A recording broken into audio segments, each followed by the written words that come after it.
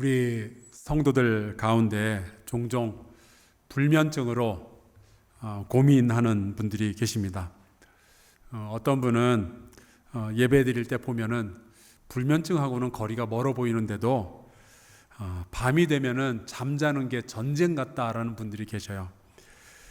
쉽게 잠들지 못하는 게 얼마나 힘든 일인지 아는 분들은 또 다 아시죠.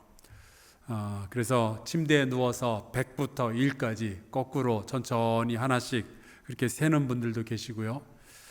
그래도 잠이 오질 않아서 100부터 1까지 100번을 셌더니 날이 새더라, 그런 말씀하시는 분도 있었습니다. 제가 아는 분은 밤에 잠을 잘 자기 위해서 하루 종일 커피도 한 잔도 안 마시고 잠자기 1시간 전에 따뜻한 물로 샤워도 하시고 또 우유도 데워 마시고, 또 어떤 분은 침대에 누워서 온몸의 힘을 다 빼는 연습을 하신다 그래요. 심지어 머리카락에서조차 힘을 뺀답니다. 그게 어떻게 가능한지는 모르겠지만 이런 걸 봐도 잠자는 것도 전쟁에 비교할 수 있을 것 같아요. 그러다가 간신히 이제 잠이 들려고 그러는데 갑자기 위층에서 쿵쿵거리는 소리에 깨면은 이제는 또 윗집과의 전쟁이 또 시작이 되는 거죠. 어떤 분들은 잠드는 거는 별로 문제가 없는데 반대로 잠자리에서 일어나는 게 그렇게 전쟁 같은 분들이 또 계십니다. 아마 아이를 키워보신 분들이라면 제가 무슨 얘기하는지 단번에 아실 거예요. 한 번은 제 막내 아들이 아침 6시에 꼭 깨워달라고 그러더라고요. 아침에 일어나서 뭐 할 건지 모르겠지만 하여튼 깨워달라고 하니까 깨워줬습니다. 그런데 일어나는 듯 하더니 도로 이불 덮고 자는 거예요.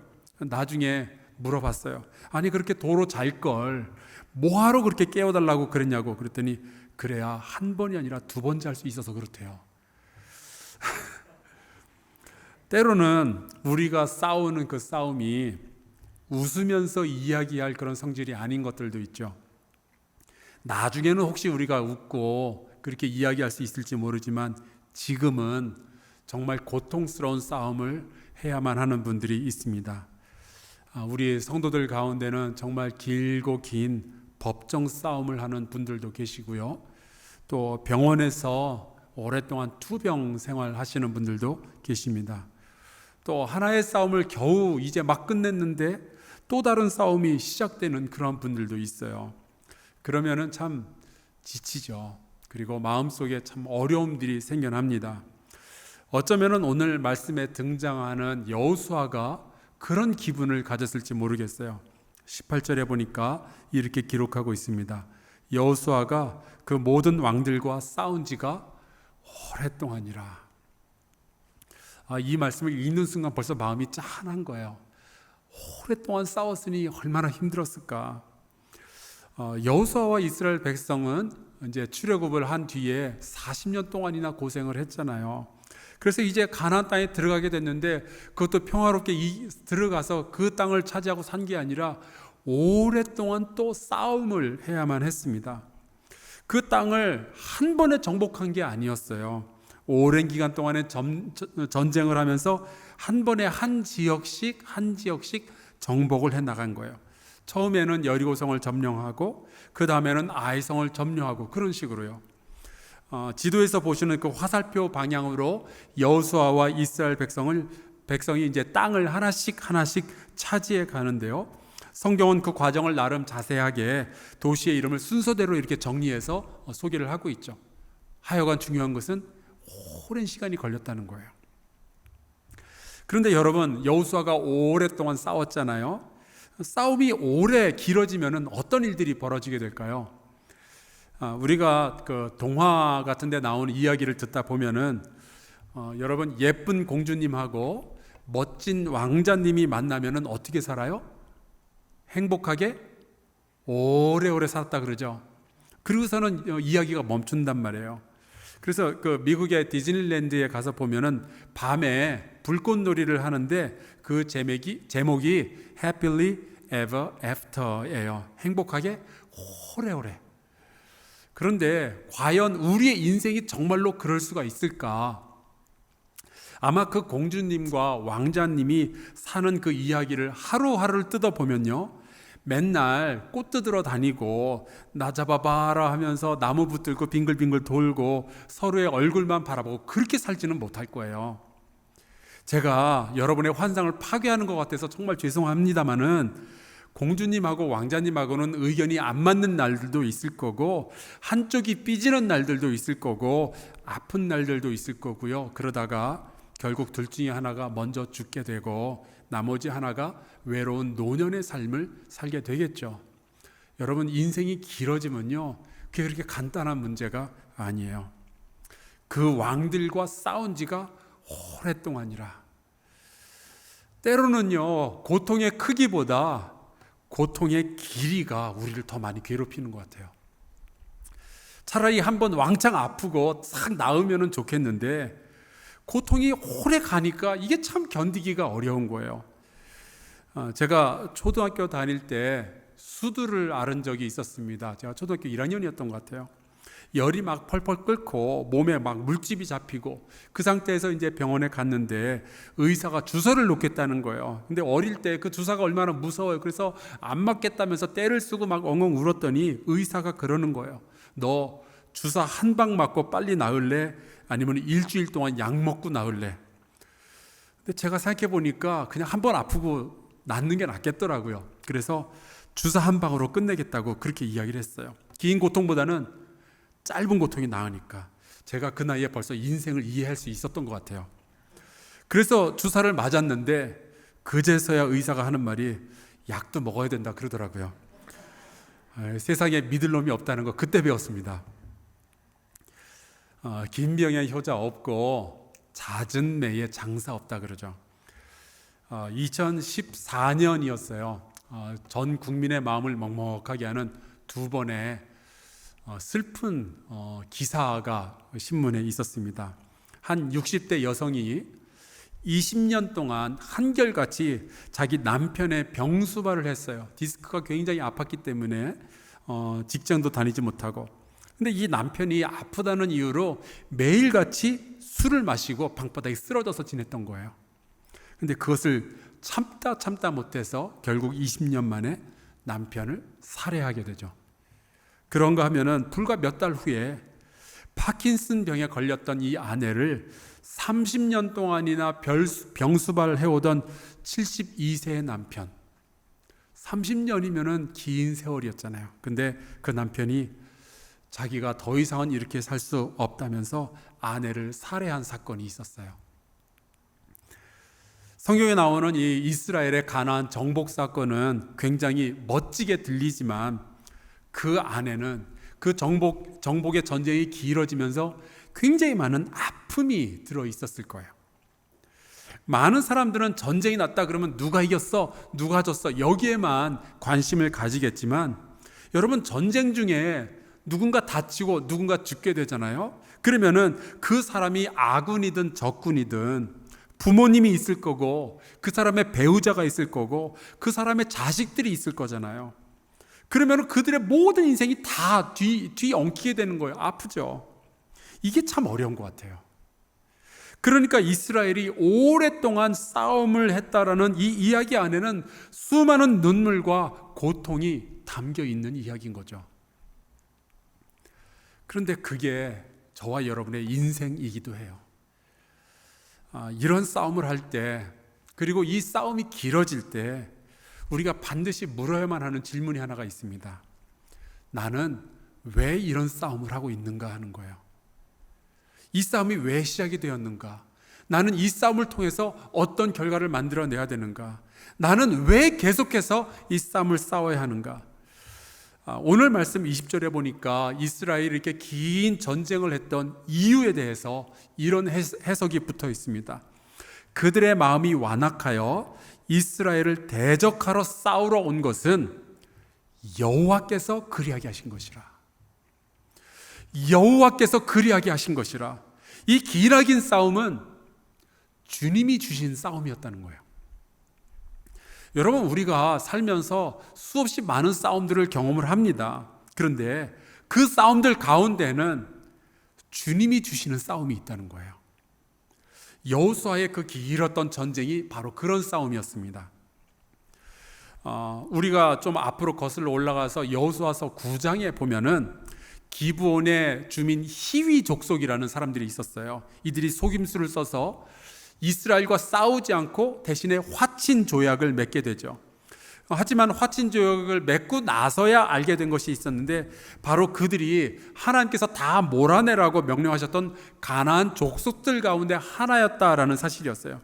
근데 이미 여호와 하나님의 이름으로 내가 너희를 내치지 않겠다, 죽이지 않겠다라고 맹세까지 했기 때문에 결국 이스라엘 백성은 히위 족속과 싸우지 않고 대신에 이스라엘 백성과 계속 같이 살게 됩니다. 하나님께서는 그런 일이 더 이상 생기지 않기를 바라셨어요. 그래서 하나님은 이스라엘이 타협하고 그러기보다는 싸워서 이기길 원하셨기 때문에 가나안 족속의 마음을 완악하게 만드신 거예요. 그리고 그들로 하여금 이스라엘에게 싸우자고 덤비도록 하셨습니다. 싸우자고 덤비는데 어떻게 하겠어요? 싸우기 시작한 거죠. 근데 여호수아가 바로 그 사실을 알고 있었던 거예요. 여호수아가 너무나도 피곤했지만 지쳤지만 이 싸움은 하나님께서 주신 싸움이니 내가 싸워야 되는 거구나, 이것을 알았던 거죠. 여러분, 왜 싸우는지를 알고 또 모르는 것은요, 아주 천지 차이입니다. 요즘 그 미군이 아프가니스탄에서 철수한 다음에 그 무슬림 과격 단체인 그 탈리반이 아프가니스탄 그 정부군을 다 물리치고 그 나라의 주요한 도시들을 전부 다 장악하고 있잖아요. 그래서 다들 그 아프가니스탄을 탈출하느라 온 백성들이 난리가 났습니다. 우리나라 교민과 거기 있던 주재원들도 다 나왔다 그래요.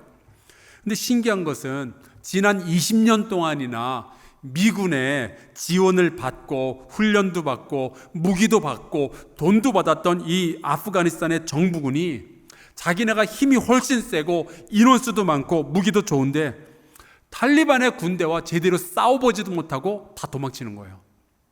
안 싸우는 거예요. 다 도시를 그냥 내어줘 버렸어요. 이유는 너무나도 간단했습니다. 그들은 목숨 걸고 싸워야 할 이유를 가지고 있지 않았어요. 그들이 군대가 됐던 것은 돈을 위함이었지 나라를 지키려는 생각은 없었던 거예요. 자기들이 왜 싸워야 되는지를 모르니까, 이 싸움이 누구를 위한 싸움인지 모르니까 지는 거예요. 반면에 탈리반은 그들이 싸워야 할 이유를 분명하게 가지고 있었어요. 서방 세계를 전부 몰아내고 외국에서 들어온 모든 종교, 특별히 기독교와 문화를 제거하고 순수한 무슬림의 세계를 세우겠다. 이것이 그들의 싸움의 이유입니다. 그러니까 그 이유가 너무나도 분명하니까 그들은 자살 테러도 할 수 있는 거예요. 필요하다면 남녀노소를 불문하고 잔인하게 죽일 수도 있는 거예요. 그런 식으로 자기보다 더 강한 그 아프가니스탄의 정부군을 물리치게 되는 거죠. 여러분, 싸움의 이유를 분명히 아는 것과 모르는 것은요, 전제의 결과에 굉장히 큰 결과를 다르게 만들 수가 있습니다. 그런가 하면은 며칠 전에 제가 그 한국 이사로 현재 섬기고 있는 The Gospel Coalition이라는 전 세계적인 단체가 있는데, 거기에 올라온 글에 보니까 아프가니스탄에 있는 몇 교회 목사님들이 불과 몇 주 전에 정부에 공식적으로 자기들이 기독교인이라는 것을 밝히고 등록까지 마쳤대요. 다른 종교로 개종이 금지된 이 무슬림의 나라에서 굳이 자신이 기독교인이라고 등록까지 하면은 죽을 수도 있다라면서 주변에서 많이 말렸는데, 그런데 이 목사님들은 끝끝내 그렇게 등록을 마친 거예요. 근데 왜 그랬을까? 이분들에겐 이유가 있었습니다.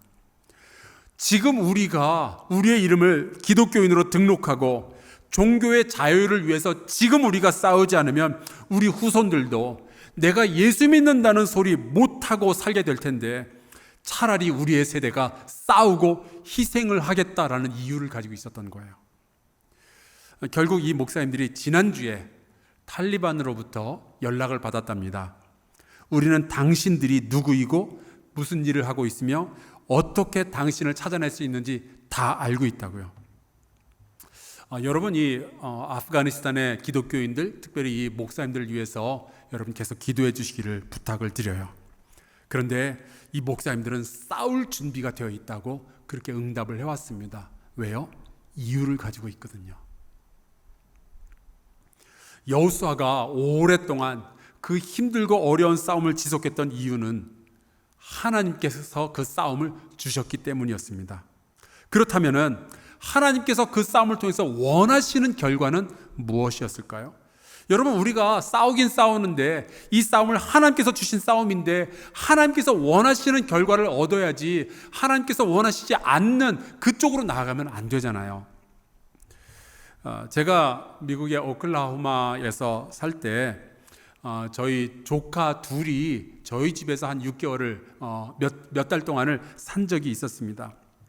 그때 이 조카 둘 그리고 제 큰아들을 데리고 축구 시합에 간 적이 있었어요. 그때 이제 저희 아이들이 6살, 7살 그때인데 이 아이들을 이제 운동장에다 놓고 너희들 축구 시합하라고 그러면서 이제 저는 곁에서 구경을 하고 있었습니다. 그런데 당시 7살 되었던 그 조카 아이가 여자 아이였는데 시합 중이었는데 공을 차다 말고 갑자기 운동장에 앉아서 뭘 이렇게 바라보고 있는 거예요. 그래서 제가 뭐 하나 봤더니 운동장 바닥에 피어있는 민들레꽃을 쳐다보고 있더라고요. 그걸 구경하고 있는 거예요. 너무 귀여워서 사진은 찍었는데 속이 터지는 거예요.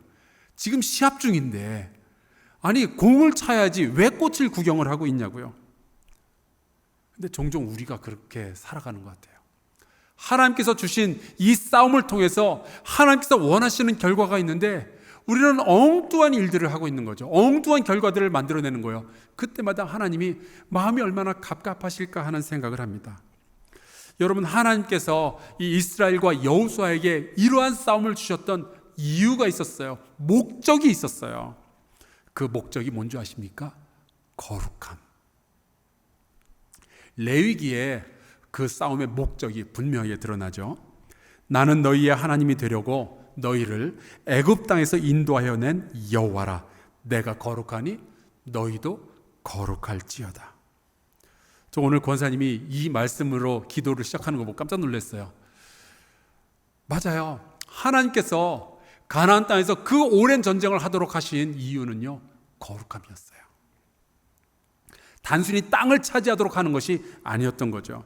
아마 하나님께서 원하셨다면 하늘에서 천군 천사를 동원하셔서 가나안 족속을 한날에 전부 멸망시키실 수도 있었을 거예요. 하지만 하나님은 그렇게 하지 아니하시고 이 이스라엘 백성으로 하여금 우상 숭배자들과 오랫동안 싸움을 하도록 하시죠. 그 결과로서 이스라엘을 죄와 싸운, 죄와 멀어진 순결한 주의 백성으로 만들려고 하셨던 거예요. 오직 여호와 한 분만을 섬기는 거룩한 민족을 세우겠다라는 것이 하나님의 목표였죠. 여러분, 하나님은요, 우리의 주변에서 모든 악을 제거해 버리시는 분이 아니라 우리에게 악과 싸우도록 힘과 용기를 주시는 분이시더라고요. 여러분, 혹시 긴 싸움 가운데 있는 분들이 계신다면 자녀와 혹은 배우자와 부모님과 형제들 혹은 직장 안에서 긴 싸움을 하는 분들이 계신다면 한번 생각해 보실 필요가 있어요. 이 싸움은 내가 시작한 것이 아니라 혹은 다른 사람이 시작한 것이 아니라 어떤 모양이든 하나님의 의도와 연결이 되어져 있다라고 느끼신다면 내가 혹시 이 싸움을 통해서 거룩해져야 할 부분이 더 있지는 않은지 여러분께서 한번 점검해 보실 필요가 있어요. 여러분, 하나님은 우리를 깊이 사랑하시는 줄로 믿습니다. 하나님은 절대로 우리를 떠나지 아니하시는 줄로 믿습니다. 우리를 하나님의 사랑으로부터 끌어낼 수 있는 것은 세상에 없는 줄로 믿습니다. 그럼에도 불구하고 내가 긴 전쟁을 일상 속에서 살아가고 있다면 어쩌면 내 안에 다루어져야만 할 죄악의 뿌리가 있는지도 모르겠어요. 더 순결해져야 하는 상황이 내 안에 있는지도 모르겠습니다. 여러분 꼭 기도하면서 점검해 보실 수 있기를 주의 이름으로 축원합니다. 하나님께서는 이 가나안 족속의 마음을 완악하게 하셔서 이스라엘과 싸우게 하셨어요. 성경에 보니까 종종 하나님께서 이렇게 다른 사람의 마음을 움직여서 하나님의 백성과 싸움을 하도록 만드는 경우들이 있습니다. 그걸 통해서 하나님의 백성을 더 나은 곳으로 인도하시는 거예요. 출애굽기에 보면은 이런 말씀이 있습니다. 내가 바로의 마음을 완악하게 한즉 바로가 그들의 뒤를 따르리니 내가 그와 그의 온 군대로 말미암아 영광을 얻어 애굽 사람들이 나를 여호와인 줄 알게 하리라. 이제 이스라엘 백성이 출애굽을 했거든요. 그리고 이제 홍해 앞에 머무르고 있었습니다. 근데 애굽의 왕 바로의 마음을 하나님께서 일부러 완악하게 만드신다는 거예요. 그래서 이 바로 왕이 드디어 자기의 군대를 끌고 홍해 앞에 멈춰 있는 이스라엘 백성을 추격해 오게 됩니다. 그때 이스라엘 백성이 얼마나 놀랬겠어요. 이제 자기들이 다 죽겠다고 이제 난리 법석을 떨었죠. 차라리 애굽 사람을 섬기는 것이 이 광야에서 죽는 것보다 더 낫지 않겠냐 그러면서 모세와 아론에게 항의를 해요. 그런데 어떤 결과가 벌어졌나요? 이스라엘 사람은 하나님의 능력으로 홍해를 건너게 되고 바로의 군대는 홍해에 잠겨서 다 죽게 됩니다. 그래서 결국 애굽 군대가 다시는 이스라엘 백성을 추격할 엄두도 못 내게 만들어 놓으신 거예요. 그리고 하나님은 그 싸움을 통하여서 이스라엘 백성이 과거로부터 애굽으로부터 완전히 분리되도록 만드시죠. 그리고 하나님의 영광이 드러나도록 하셨습니다. 이스라엘이 광야에서 40년을 지내는 동안에 요단강 동쪽에 있는 아모리 사람들의 땅을 지나가야 할 그런 필요가 생겼었어요. 그래서 모세가 아모리 사람들의 왕 시혼이라는 그 왕에게 전가를 보냅니다. 그리고 이렇게 이야기를 하죠. 아무것도 건드리지 않을 테니까 너의 땅을 이렇게 지나가도록만 해다오. 그런데 갑자기 시온이 자기 칼을 뽑아들고 군대를 거느리고 나와서 얌전히 걸어가려고만 했던, 평화를 유지하려고 했던 이스라엘과 전쟁을 벌인 거예요. 아니, 이스라엘 백성은 평화를 원했는데 왜 아모리인하고 전쟁을 해야만 했는가? 신명기에 보니까 이런 말씀이 나와요. 헤스본 왕 시혼이 우리가 통고하기를 허락하지 아니하였으니 이는 내 하나님 여호와께서 그를 내 손에 넘기시려고 그의 성품을 완강하게 하셨고 그의 마음을 완고하게 하셨음이 오늘날과 같으니라. 하나님께서 일부러 시혼의 성품을 완강하게 만드셨다는 거죠. 그래서 이스라엘 백성은 원하지 않았던 전쟁을 해야만 했어요. 하나님께서 이 전쟁을 주셨다는 거예요. 결국 이스라엘 백성은 가나안 땅에 진입하기도 전에 헤스본이라는 도시를 빼앗아서 살 수 있게 되었어요. 그러니까 아모리인과의 싸움은 주님께서 주신 거였고, 덕분에 이스라엘 백성은 광야에 살면서도 한동안 휴식을 취할 수가 있게 됩니다. 하나님은 때로 우리로 하여금 싸우게 하시고 우리가 그 싸움을 통하여서 복을, 하나님께서 주시는 복을 취하도록 하시려는 거예요. 여러분, 긴 싸움 가운데 지쳐가는 분들, 다시 한번 내가 왜 싸워야 되는지, 하나님이 무엇을 원하고 계시는지 파악할 수 있기를 주의 이름으로 축원합니다. 신약성경에 보면은 이렇게 하나님의 인도하심의 방식을 잘 알았던 야고보 사도가 전 세계에 흩어진 성도들에게 편지를 보내는데요, 그 서두에 보니까 이렇게 기록하고 있어요. 내 형제들아, 너희가 여러 가지 시험을 당하거든 온전히 기쁘게 여기라. 이는 너희 믿음의 시련이 인내를 만들어내는 줄 너희가 알미라. 우리가 시련 당하고 있는 거 하나님이 모르시지 않는다는 거예요. 다 알고 계시는 거예요. 어쩌면은 하나님께서 너에게 이런 시련을 주셨을 수도 있다는 거예요.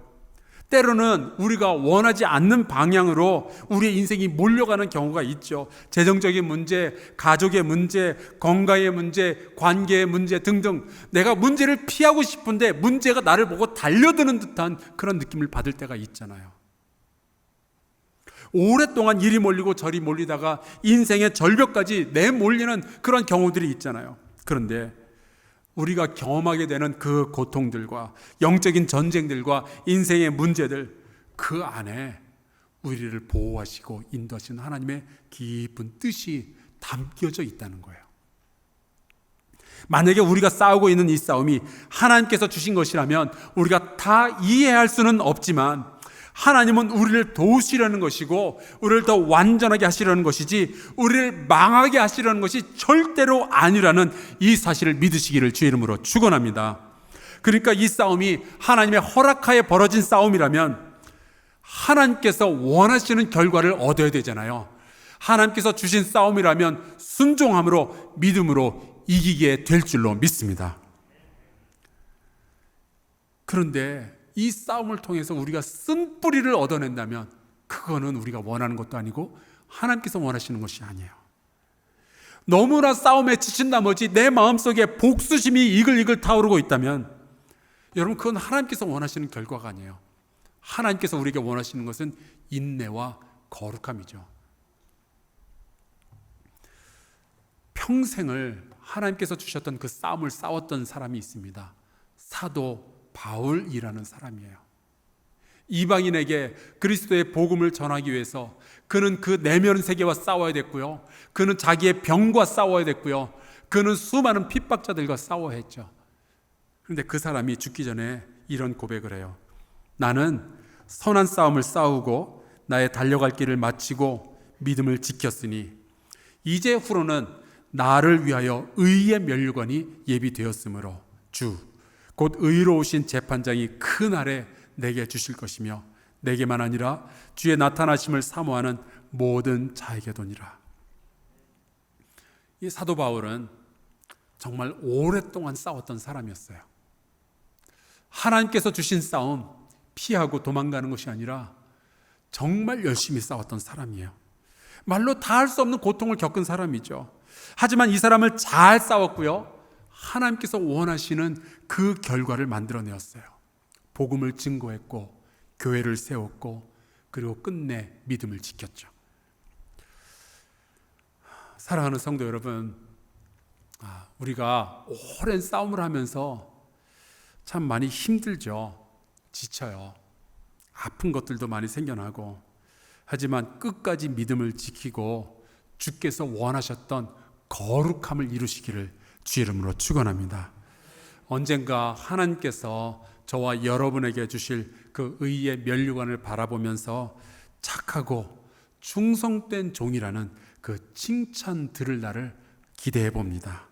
우리에게 주어진 싸움, 선하게 싸우는 저와 여러분 될 수 있기를 간절히 축원합니다. 우리 함께 찬송가 부르고 좀 같이 기도하면 좋겠어요. 찬송가 357장입니다. 믿음이 이기네, 주 예수를 믿음이 온 세상 이기네. 우리에게 주신 싸움, 예수 그리스도와 함께라면 우리 싸워서 이길 수 있거든요. 우리 같이 싸워서 승리자의 함성을 부르게 되기를 소원하며 같이 이 찬양 부르겠습니다.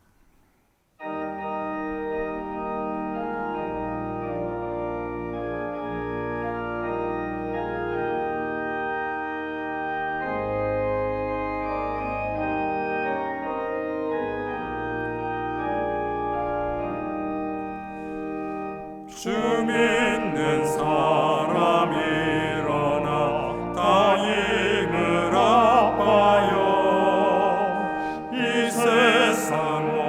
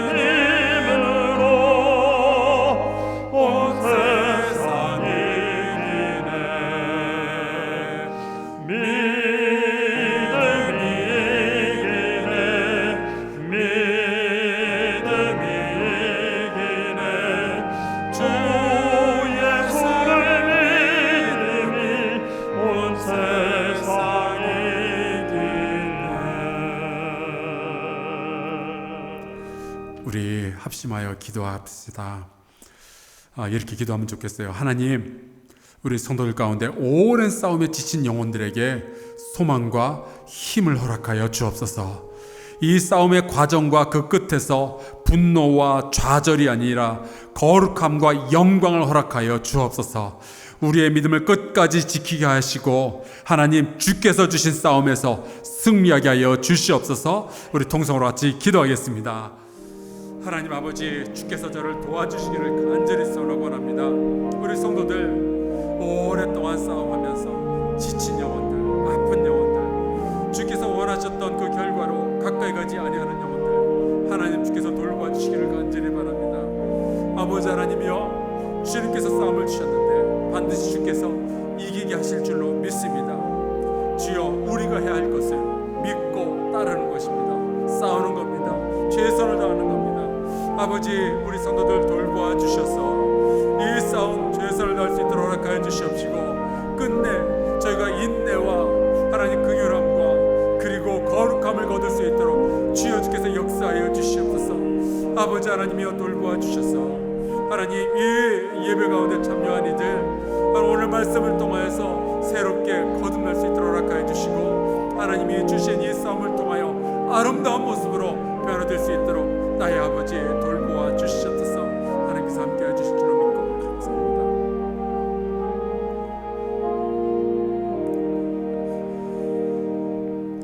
하나님 아버지, 오랜 싸움을 하다가 지치고 슬프고 아픈 우리 성도들 주님 위로하여 주시옵소서.